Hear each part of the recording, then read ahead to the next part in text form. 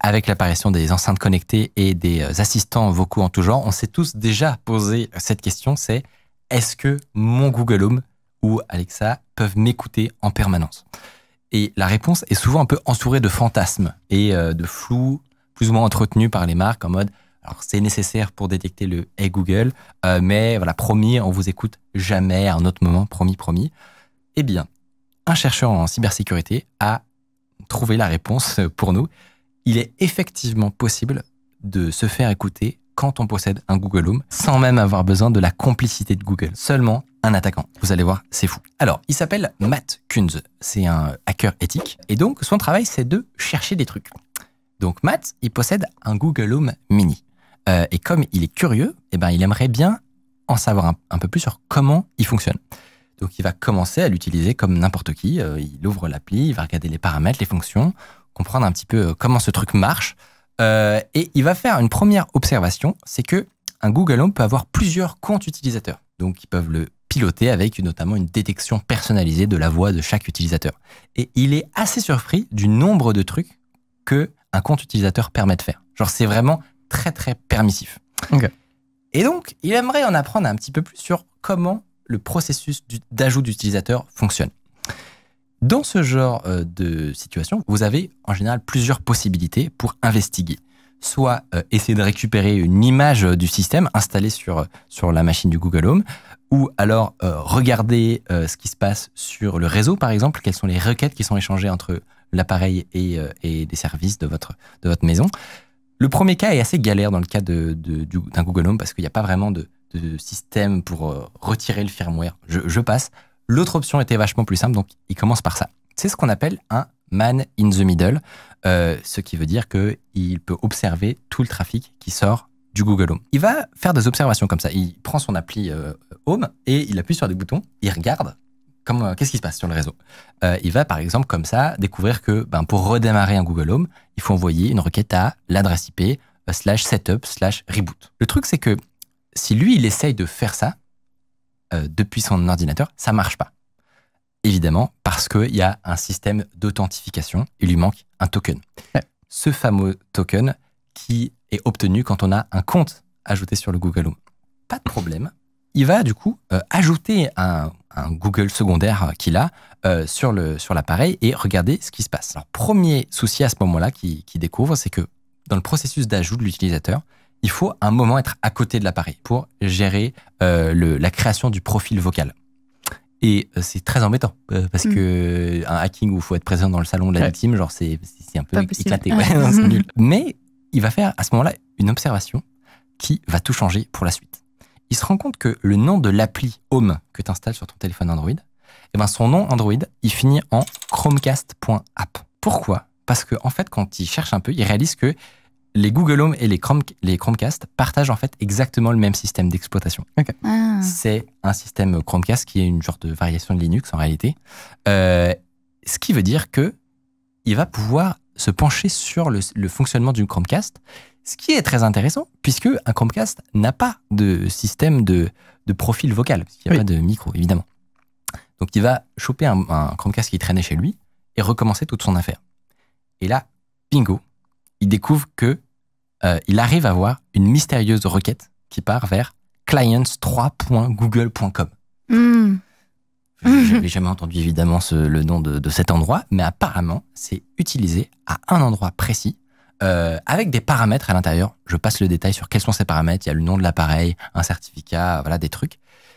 Mais qu'est-ce que c'est que cette requête? C'est en fait le Graal, puisque il va pouvoir la copier, faire un double, un peu comme des clés, quoi. Et en mettant les infos de son Google Home à la place du Chromecast, il peut, boum, rajouter un nouvel utilisateur sur la machine. Ouais. Et du coup, il n'a pas besoin de la voix. Exactement. Il n'a pas besoin d'être là.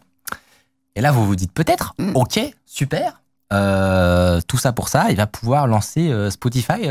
Genre, quel est l'intérêt? Eh bien, détrompez-vous, vous allez voir que, en fait, c'est bien, bien pire que ça.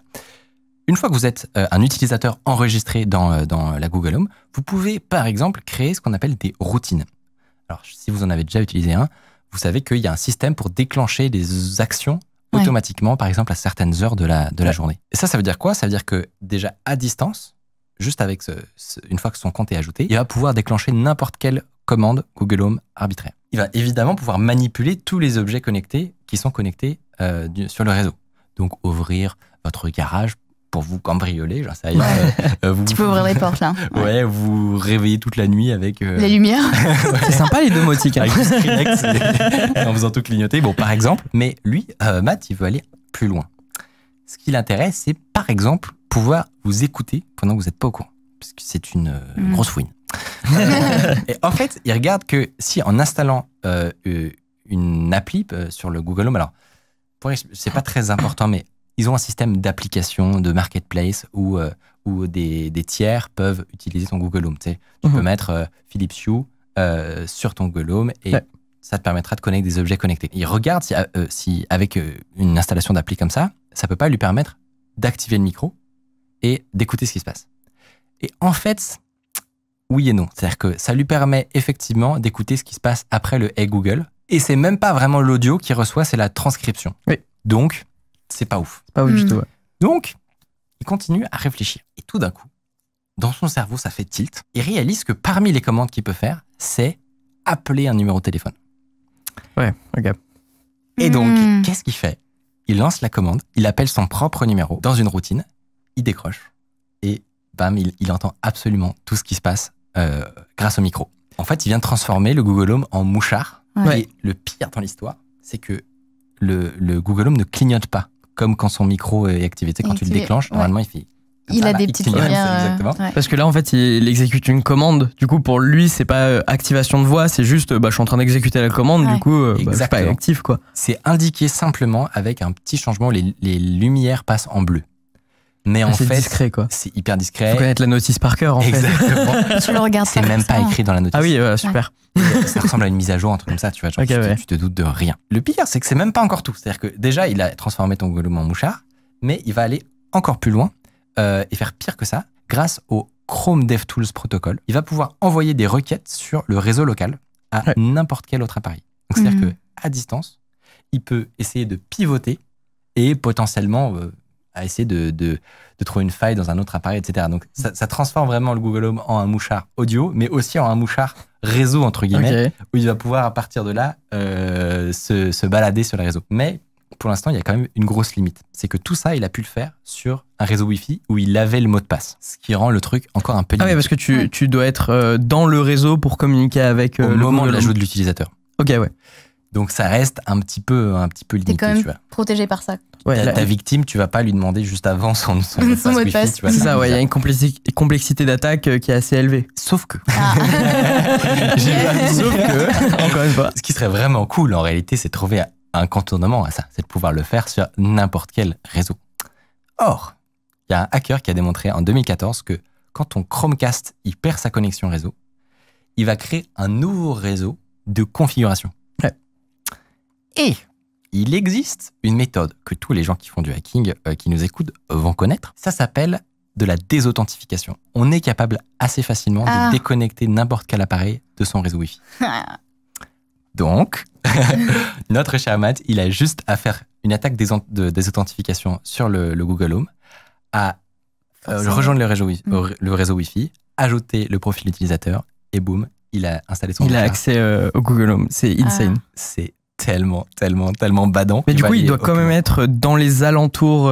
C'est ça, un peu ça le problème, quoi. Il peut se balader avec une voiture et choper tous les Google Home du coin.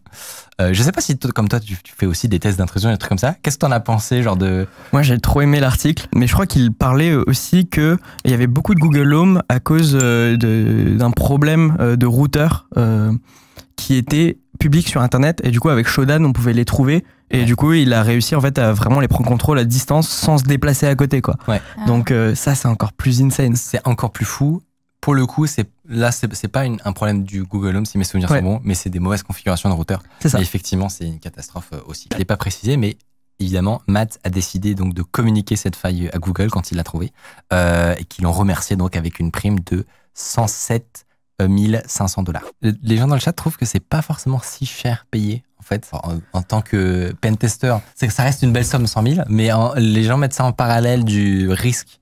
De la valeur que ça a. De la valeur que ça a, Et comment, j'en sais rien, tu vois, comprends, un État ou un service d'espionnage paierait pour avoir ça, tu vois. Genre, t'imagines des politiques, t'as un Google Home dans ton appartement. Bon, déjà, pourquoi?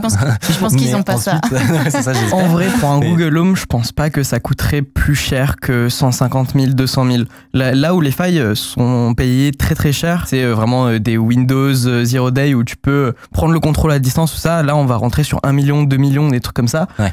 Même pour moi, ça, c'est pas cher payé pour ce qu'est la faille en elle-même, mais c'est le marché du truc. Mais du coup, en fait, quand tout ça s'est publié, c'est déjà réglé le problème. Exactement. Donc, ne vous inquiétez pas, ne sautez pas sur Google Home. Vous pouvez le faire si vous voulez, mais ça a été patché. L'article vient de sortir il y a une semaine, littéralement. Mais c'est un truc, c'est un patch plus ancien. Ouais. Mais ce qui est assez intéressant, c'est que ce qu'elle expliquait, c'est que si l'architecture du Google Home avait été créée de zéro, il n'y aurait jamais eu ces problèmes, en fait. Ça vient vraiment du fait qu'ils ont voulu réutiliser leur base de Chromecast et en rajoutant de la complexité par-dessus et encore, et ben ça a créé ce problème. Bon, cette fois-ci, c'était Google, mais la fois d'avant, c'était Nvidia qui avait un peu fait scandale en se vengeant plus ou moins d'un hacker de 16 ans. L'histoire est complètement absurde. C'était dans cette vidéo. Je vous laisse aller voir.